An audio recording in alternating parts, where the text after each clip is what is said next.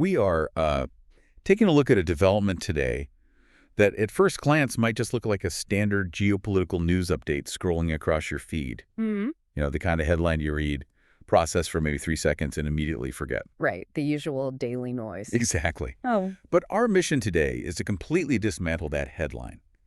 We're going to unpack the centuries of history, the deeply complex geopolitics, and, well, the human stories hiding right beneath the surface. and there's so much hiding beneath the surface here. Oh, for sure. So today's source material comes from a really fascinating article. It's published on March 8th, 2026, from the blog of Jamaica Homes.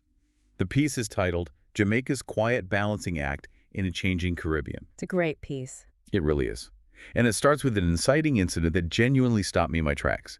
Jamaica and Cuba have abruptly ended a medical cooperation agreement that had been in place for half a century. 50 years. 50 years of Cuban doctors, nurses, and specialists deeply integrated into the Jamaican public health system.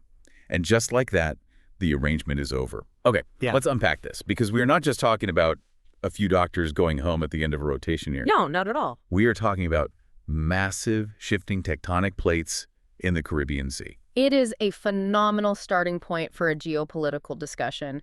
When you actually pause and look closer at a specific administrative break like this, you realize that almost every modern diplomatic event is it's just the latest sentence in a very long, very complex book. Yeah. And for those of you joining our video feed, I've actually adjusted my digital backdrop to set the stage for us. It has transitioned to a sprawling, highly detailed historic map of the Caribbean Sea. Oh, wow, that looks incredible. Thanks. It's marked with the old maritime trade routes, the faded colonial borders that literally carved up these islands, the wind patterns that dictated early navigation. Because to understand why a few thousand doctors leaving an island matter so much in 2026, we have to look at the map of how this entire region was structured centuries ago. The geography really dictates the destiny here, doesn't it? Completely. The proximity is key.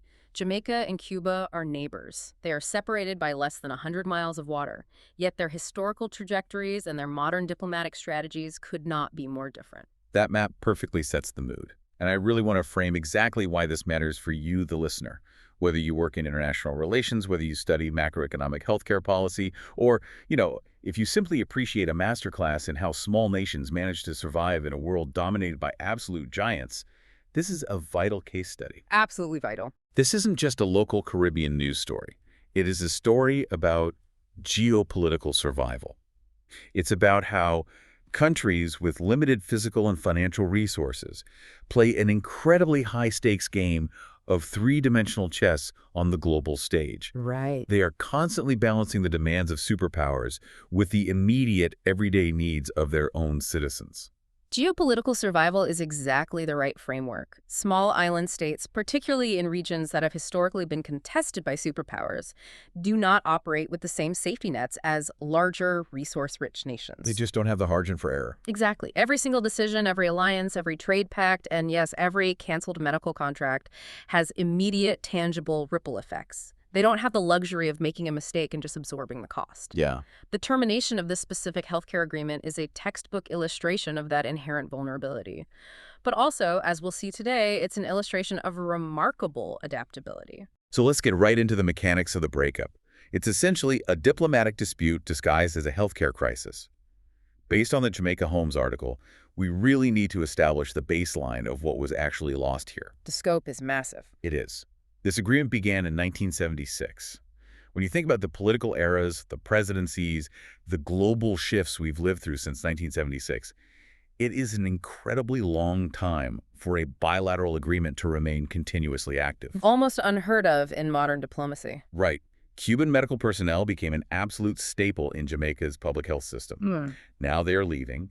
And naturally, whenever a half-century-old relationship dissolves, the immediate question is, what went wrong? Which depends entirely on who you ask. Exactly. Looking at the fallout, there are three distinctly different narratives playing out simultaneously. And I want to be very clear to you, the listener, right up front. Yes, crucial point here.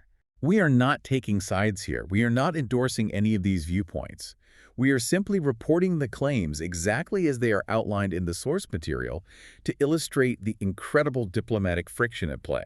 Purely analytical. Right. So Havana frames this strictly as Jamaica capitulating to U.S. pressure. Kingston flatly denies that, pointing strictly to unresolvable labor and payment frameworks. Meanwhile, you have the historical context of Washington, which has long viewed these Cuban medical missions through the lens of labor exploitation. Our goal here isn't to litigate who is right, but to look at how these three completely different viewpoints create an impossible diplomatic knot for Jamaica. It is the classic Rashomon effect applied to international diplomacy. You have one event, the termination of a contract, right? The termination of a contract. And you have three entirely divergent interpretations of why it happened, each serving the strategic interests of the country presenting it. Let's examine the Cuban narrative first. According to the article, Havana has publicly stated that Jamaica yielded to pressure from the United States. In the Cuban framing, this isn't an administrative failure, it is a geopolitical capitulation. They are suggesting that Jamaica, an independent sovereign nation, allowed a larger superpower to dictate its domestic healthcare policy. But Jamaica's government forcefully rejects that framing. The Foreign Affairs Minister addressed Parliament and stated that the arrangement ended for purely practical, administrative reasons. They essentially said, this is about contracts, not the Cold War. A very pragmatic defense. Very.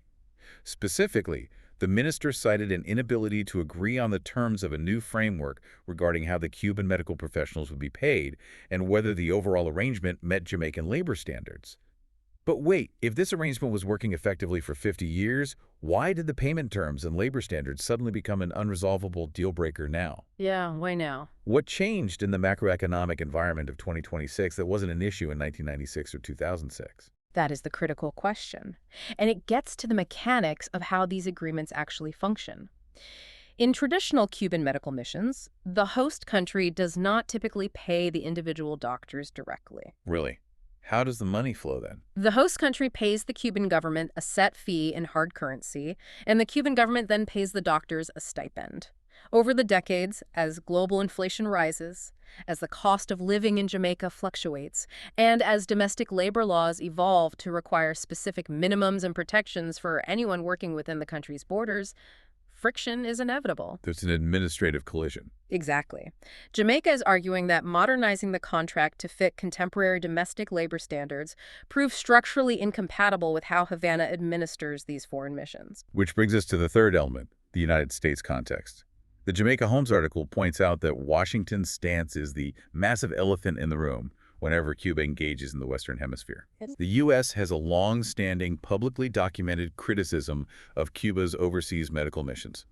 The U.S. characterizes the payment structure you just described, where the state collects the bulk of the fee and pays the practitioner a fraction, as a form of labor exploitation. Right. Now, the text makes it clear that Caribbean governments, including Jamaica, have historically rejected that specific characterization. They have traditionally viewed these missions as vital regional cooperation. But you cannot ignore the fact that the U.S. is Jamaica's largest trading partner. What's fascinating here is how clearly this specific dispute illustrates the reality of governing a small island state. You might look at this and think, well, it's just a Ministry of Health negotiating a staffing contract. A local bureaucratic issue. Right, but in the Caribbean, there is no such thing as an isolated domestic sector issue. A healthcare contract is inevitably entangled with international labor norms, superpower economic pressures, historical regional alliances, and the optics of sovereignty. Everything is connected. Everything. You pull one administrative thread regarding a nurse's salary, and the whole geopolitical sweater starts to unravel on the negotiating table. Jamaica cannot simply sign a contract without the geopolitical shadows of Washington and Havana falling over the ink. I mean, you translate this from high-level diplomacy to ground-level reality, the math is staggering. Removing that many specialized personnel overnight creates an immediate brain drain vacuum that local medical schools simply cannot backfill in the short term. It's just not possible. No. We aren't just talking about a theoretical loss of influence. We are talking about the reality of a patient who has been seeing the same Cuban endocrinologist for 5 years, or a rural clinic that relies heavily on a rotating staff of Cuban nurses just to stay operational. The human impact is immediate. Yes. The sudden termination of this contract places an immense instantaneous burden on the remaining Jamaican healthcare workers who now have to absorb that massive patient load. And that ground-level reality is where the political fallout will actually materialize. High-level diplomats can argue about sovereignty and labor frameworks all day, but the metric of success for the average citizen is whether there is a doctor available when their child is sick. Exactly. This systemic shock to Jamaica's public health infrastructure makes understanding the sheer scale of what is being lost absolutely vital. So let's delve into that scale, because Section 2 of the outline provided in the article focuses on the actual footprint of this 50-year medical solidarity. The numbers provided are monumental. We aren't talking about a small, symbolic exchange program. Not at all. The article notes that over the past 30 years alone, more than 4,700 Cuban medical collaborators served in Jamaica. It's an incredible figure. It is an astonishing deployment of specialized human capital. To put that in perspective, they treated millions of patients. They performed tens of thousands of surgeries. The text is very direct about this. These Cuban professionals filled critical gaps that might otherwise have left vast numbers of Jamaicans without adequate care. When you contextualize that number 4,700 highly trained medical professionals over 3 decades against the population size of Jamaica, which hovers right around 3 million people, the density of that impact is extraordinary. Yeah, that ratio is huge. This wasn't a fringe program operating on the periphery of the health system. This was a load-bearing pillar of the nation's public health infrastructure. You were talking about anesthesiologists, epidemiologists, pediatricians, and specialized surgeons who were deeply, deeply integrated into local hospital wards. The source material gives us a remarkably specific example of this integration. It highlights a bilateral initiative known as Operation Miracle. Ah, yes. Just the nomenclature alone indicates the level of impact they were aiming for. Operation Miracle was a targeted program where Cuban ophthalmologists and surgical specialists restored the eyesight of thousands of Jamaicans through cataract surgeries and other corrective treatments. A profound program. The economic and social impact of that one specific program is staggering to consider.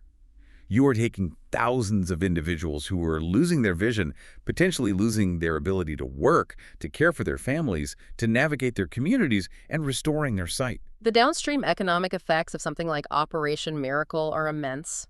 Blindness and severe visual impairment in a developing workforce create a massive economic drag, not to mention the personal, day-to-day tragedy of it. Right. By systematically clearing the backlog of cataract surgeries, this program didn't just improve public health metrics, it actively returned people to the labor force. And it wasn't just surgical interventions either. What else did they do? The article also notes the crucial roles these teams played in broader public health initiatives, including long-term disease control programs, and most recently, their emergency deployment during the COVID-19 pandemic. Oh, that makes sense. When that unprecedented global crisis hit, these Cuban medical teams didn't need to be briefed or flown in. They were already on the ground, already integrated into the Jamaican hospital system, and ready to respond immediately. It fundamentally changes how we think about international aid. Yeah. Usually, when we talk about foreign influence or aid, we picture massive financial loans or infrastructure projects or military hardware. Concrete and steel. Exactly.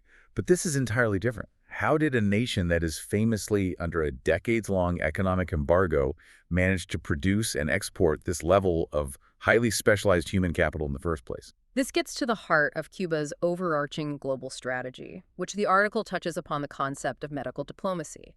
It is a brilliant, highly effective, and entirely different method of wielding geopolitical influence. How so?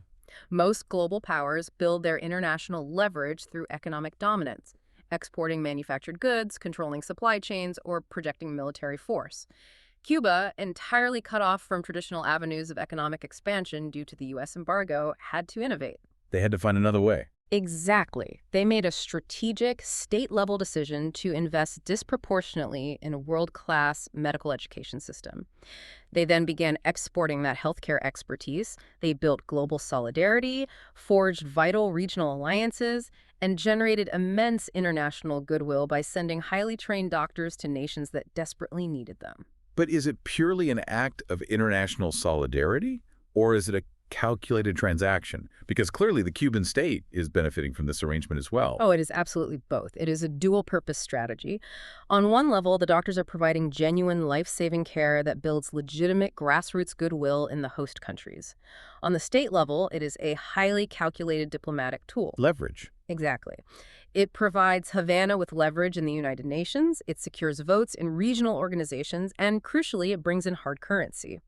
The medical diplomacy program is one of the Cuban government's primary sources of foreign revenue, so it is a masterclass in soft power projection born entirely out of economic necessity. Instead of sending gunboats or high-interest loans, they send cataract surgeons and epidemiologists. It's a completely different currency of geopolitical influence. Yeah. But, to truly grasp how Cuba ended up developing this specific export and how Jamaica ended up being so reliant on it, we have to look much further back than 1976. We do. The Jamaica Homes article traces this complex relationship back to their divergent historical roots.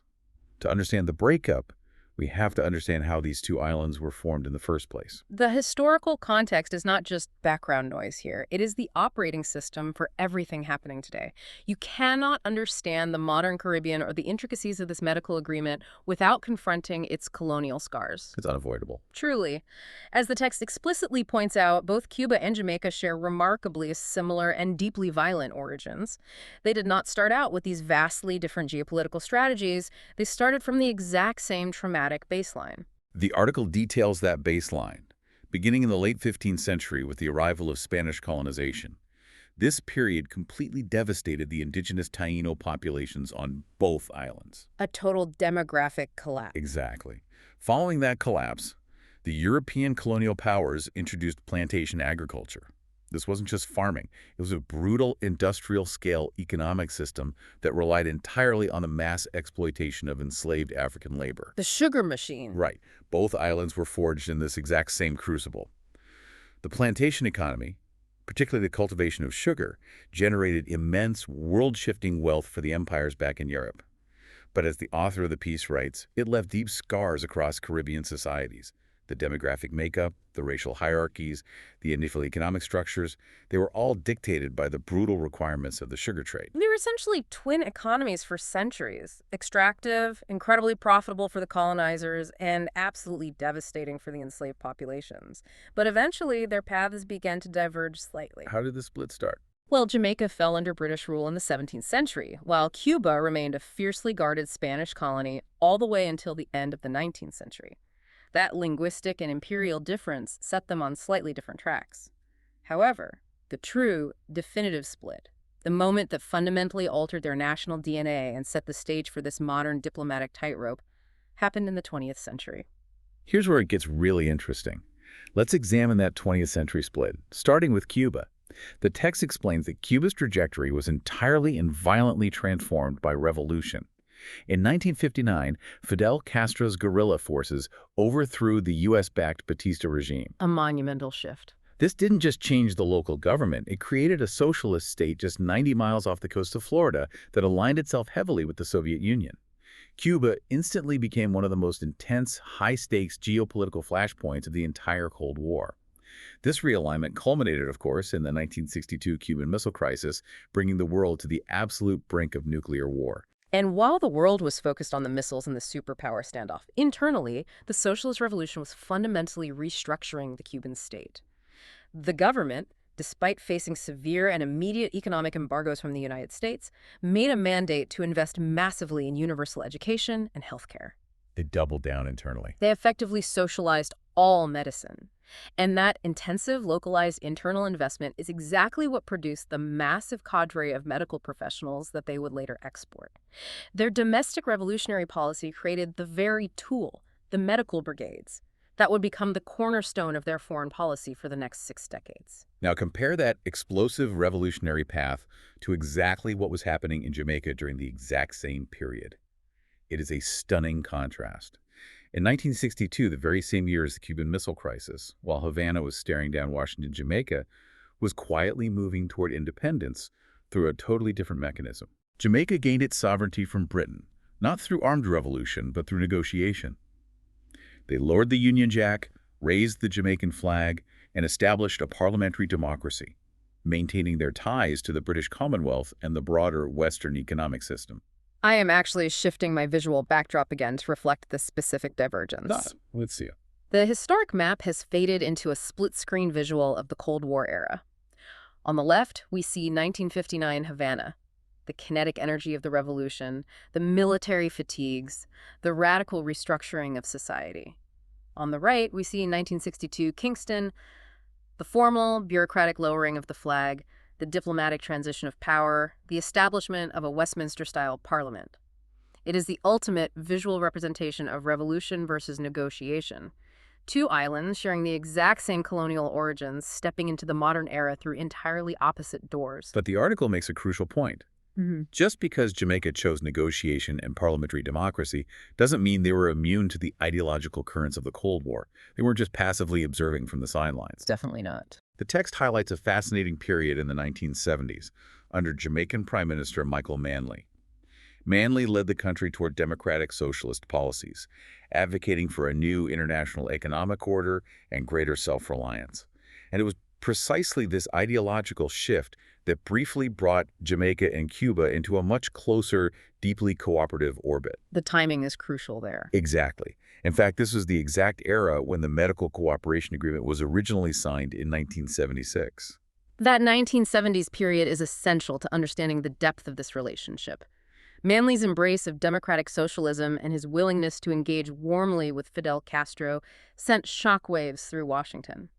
It demonstrated that the Cold War wasn't just an abstract staring contest between Washington and Moscow taking place in divided Berlin.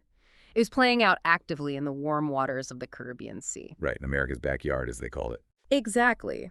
Manley was attempting to assert Jamaican sovereignty and regional solidarity, and the medical agreement was a highly visible, highly practical result of that policy. It proved that a parliamentary democracy aligned with the West could still sign treaties with a revolutionary socialist state if it served the immediate needs of their people. The method of their independence completely forged their overarching global strategies. Cuba, born of armed revolution, became a global ideological symbol. They were locked into a specific anti-imperialist posture, utilizing their medical diplomacy to build a network of sympathetic nations. And Jamaica took a different route. Jamaica, born of negotiation, had to become a master of diplomatic agility. They learned how to maintain strong, necessary economic ties with Western powers like the US and the UK, while simultaneously keeping crucial, practical regional ties with neighbors like Cuba. Jamaica learned to play the field, carefully managing relationships across ideological lines, while Cuba became an exporter of a very specific worldview, along with their doctors. Which brings us to perhaps the most profound economic and sociological comparison made in the entire Jamaica Holmes article. We have thoroughly examined how Cuba utilized its state apparatus to export highly trained doctors as an act of international solidarity and revenue generation. But the text draws a striking contrast regarding Jamaica's survival strategy. This part blew my mind. It's incredible. While Cuba exported doctors, Jamaica exported people. Let's dive deep into this concept of exporting people because it is the fundamental economic engine of modern Jamaica. The article takes us back to a monumental year, 1948. This is the story of the Windrush generation, and it is a defining narrative for Jamaica's global identity. A watershed moment. After the devastation of the Second World War, Britain was facing severe, crippling labor shortages.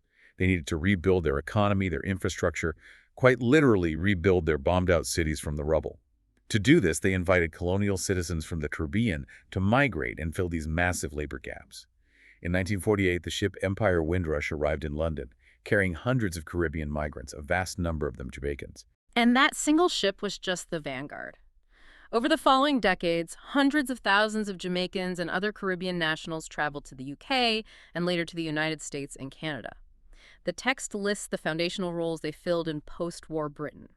They became the backbone of the newly formed National Health Service as nurses and orderlies. They became bus drivers, railway workers, factory line workers, teachers, and public servants. They essentially built modern Britain. They were the indispensable labor force that physically and administratively helped rebuild Britain. But the true, lasting macroeconomic impact of the Windrush generation wasn't just the labor they provided to the UK, it was the financial lifeline they established for Jamaica. Exactly. The article states that these migrants didn't just leave and sever ties. Yeah. They created an intricate, highly resilient economic network back home. But let's look at the mechanics of this. How exactly does the export of citizens become a primary economic driver for a sovereign nation? Doesn't relying on your most ambitious citizens to leave create a permanent, devastating brain drain? If we connect this to the bigger picture, it absolutely creates a brain drain, which is the negative side of the ledger. Mm. You are losing young, able-bodied, often highly educated or highly motivated individuals. However, the positive side of the ledger is the creation of what we call a transnational economic network. Remittances. Yes. The article refers to this as Jamaica's quiet economic engine. We are talking about remittances, the hard currency that these citizens earned abroad in pounds or dollars and systematically sent back to their families in Kingston or Montego Bay or rural parishes. This isn't just extra pocket money for the holidays. These remittances became a crucial, decentralized source of financial stability for the entire island. And it bypasses the government entirely. It goes straight from a worker in London or New York directly to a family in Jamaica. Precisely. It acts as a massive, citizen-funded welfare system. This capital-funded local construction, it paid for school fees and university tuitions, it supported extended families, and it provided a level of national economic resilience during incredibly difficult periods of inflation or natural disasters. When the state couldn't provide a safety net, the diaspora did. And it wasn't just a financial export. It was a massive cultural export, too. The text points out how this migration completely reshaped global perceptions of Jamaica. The Windrush generation and the subsequent waves of diaspora that settled in global metropolises took their culture with them. They exported their identity. They introduced reggae music to the world, transforming a local art form into a global phenomenon. They introduced Caribbean cuisine to the wider world. They exported Jamaican language, fashion, and cultural identity. It's the reason why a nation of only 3 million people has an incredibly disproportionate global cultural footprint. It's truly unique. You can go almost anywhere in the world today and find people who recognize the Jamaican flag, who listen to Jamaican music, who know what jerk chicken is. That level of soft power is a direct result of this massive migration. The contrast between the two nations' survival strategies is striking. Think about the structural differences. You have Cuba, a highly centralized state apparatus that dictates the education of its citizens and then formally deploys them on temporary government-controlled missions. The state directs the movement, negotiates the contracts, and reaps the bulk of the diplomatic and financial rewards. Top-down control. Exactly.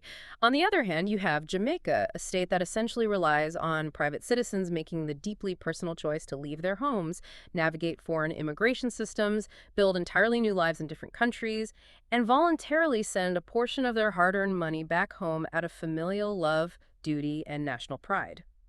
One is a rigid, state-driven, top-down program. The other is an organic, decentralized, citizen-driven transnational network. Yet both are highly effective survival mechanisms designed to stabilize small island states in a volatile global economy. Both are survival mechanisms, Yeah. which perfectly transitions our discussion to the concept of the geopolitical tightrope. Because surviving as a small island state, whether through state-sponsored medical exports or decentralized diaspora remittances, requires immense diplomatic skill. The Jamaica Holmes article brings in some incredible perspective on this from Dean Jones, the founder of the publication. His insights are really sharp. Very. Jones argues that Jamaica's story has never, ever been one of isolation. He contextualizes this current medical dispute with Cuba, not as a sudden anomaly, but as one more challenging data point in a larger, ongoing pattern of Caribbean history. And to reflect this ongoing modern reality, my backdrop has shifted once again. Nice. We're in the present day now. Yes, the historical split screen of the Cold War is gone.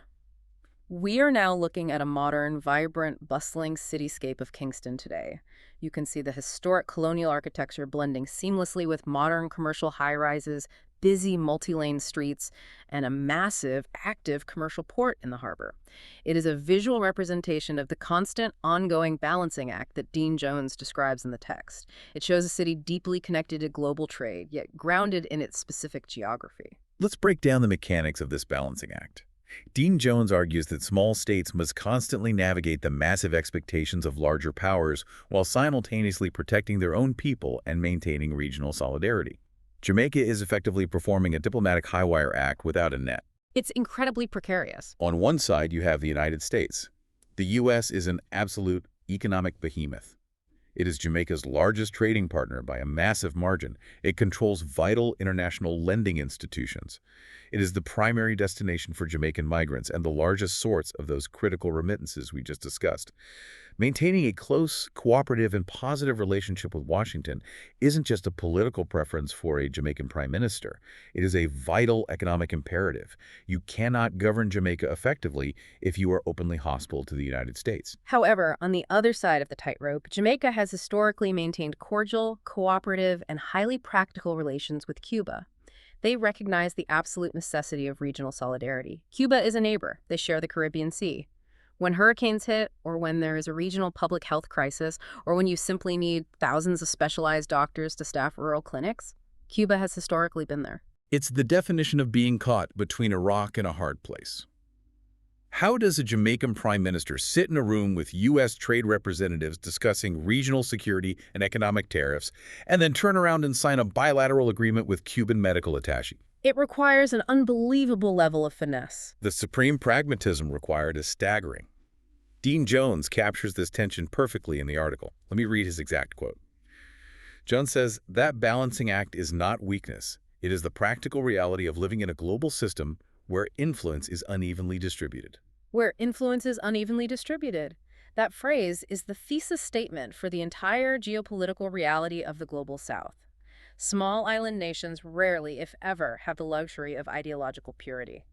A massive superpower like the United States can afford to be rigid. They can afford to say, we will never do business with country X because their political ideology conflicts with our values. Because they have the resources to back it up. Exactly. A small island nation that relies heavily on imported energy, foreign direct investment, tourism, remittances, in visiting medical professionals simply cannot afford to be that inflexible. They survive entirely on pragmatism. They survive on trade, quiet diplomacy, and the ability to compartmentalize relationships. And frankly, this level of pragmatism is a highly sophisticated form of governance. It requires a level of nuance, agility, and diplomatic foresight that much larger, more powerful nations rarely have to practice because they can usually just brute force their way to a desired outcome. It's a great analogy. It's like navigating a tiny, highly maneuverable speedboat through a harbor completely crowded with massive, slow-moving cargo ships. Yeah. You have to be quick, you have to be constantly aware of your surroundings, and you have to know exactly where the massive wakes from those larger ships are going to hit you so you don't capsize. That's exactly what it's like. Jones also notes in the piece, the lesson of our history is that Jamaica succeeds when it combines self-reliance with openness to cooperation. We cannot retreat into isolation, but neither should we underestimate our own capacity to build systems that are stronger, fairer, and more sustainable for the future. Which brings us inevitably to the crossroads. The Cuban doctors are gone, or they are currently packing their bags. The 50-year chapter of deep medical integration is closing. The geopolitical balancing act has shifted underneath their feet. So the ultimate question facing Kingston today is what comes next? Right. How do you replace an institution that has been a pillar of your healthcare system for half a century? The article outlines the government's immediate strategic pivot.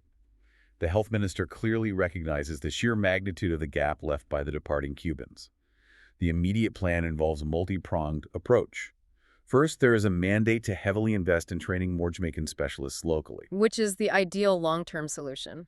Building true domestic capacity so you aren't reliant on foreign brigades. However, training an anesthesiologist takes a decade. To fill the immediate void, they are actively recruiting other healthcare workers from different overseas markets. But crucially, and this ties beautifully back to everything we've just discussed regarding the Windrush generation and the export of people, the core long-term strategy involves aggressively calling on the Jamaican diaspora to return, to invest, or to contribute their expertise. And this is perhaps the most critical forward-looking point made in the entire text. The article describes the Jamaican diaspora as the country's greatest untapped asset. We are no longer just talking about the financial remittances we discussed earlier. We are talking about highly specialized human capital. The brain drain reverse. Exactly. Over decades of systematic migration, Jamaicans have established themselves in the highest echelons of global industry. There are world-class surgeons, leading engineers, highly successful entrepreneurs, preeminent scholars, and influential tech leaders of Jamaican heritage, occupying positions of massive influence across North America, the UK, and beyond. It is an absolutely staggering resource. We discussed earlier the fear of the brain drain vacuum, the fear of rural clinics suddenly lacking a pediatrician. But let's extrapolate on the optimistic side of this equation. What does it actually look like to reverse a brain drain? What does a renewed national vision, as the text calls it, entail in practical terms? It changes everything. If the Jamaican government can successfully create the administrative frameworks, the investment vehicles, and the incentives to attract this diaspora back, even in a hybrid or a consulting capacity, the shift could be monumental. If they succeed in investing heavily in domestic technology, modernizing local healthcare infrastructure, and tapping into the immense wealth and knowledge of their global citizens, Jamaica could fundamentally transition its economic model. They could move from relying on a bilateral treaty with a foreign state to harnessing the power of their own globally distributed network. It would represent a profound shift from a model of dependence to a model of networked self-reliance. They wouldn't be attempting to build everything entirely from scratch in isolation, but they would be building it with their own extended global family. It requires integrating domestic talent, leveraging established diaspora networks, and maintaining those pragmatic international partnerships in a completely new, modernized way. It's about turning the historical disadvantage of mass migration into a 21st century strategic advantage. So what does this all mean? To summarize the core trajectory outlined in this article, Jamaica is standing on the precipice of a brand new era. The abrupt end of the Cuban medical agreement doesn't erase the 50 years of vital life-saving collaboration that came before it. No, the legacy remains intact. Nor does it diminish the immense, tangible work those thousands of Cuban professionals did in local clinics. But it forces a necessary pivot. It forces the nation to look inward to build local capacity and simultaneously look outward to its vast diaspora. Combining that self-reliance with open cooperation to build a healthcare system and ultimately a national economy that is far more sustainable and resilient to geopolitical shocks. It is a moment of forced, rapid evolution. As the article suggested at the very beginning, history is circling back, presenting a complex new challenge that is actually disguised within a crisis, an incredible opportunity for national reinvention. It really is a remarkable journey when you step back and look at the entire narrative arc. We started this deep dive looking at a simple, easily ignorable headline about a canceled medical contract between two islands. And through the lens of this Jamaica Homes article, we've unpacked the brutal legacy of 15th century colonial sugar plantations, the intense ideological proxy battles of the Cold War, the incredible resilience of the Windrush generation, rebuilding post-war Britain, the mechanics of modern medical diplomacy, and the sheer undeniable pragmatism of a Caribbean nation constantly navigating a world where geopolitical influence is vastly unevenly distributed.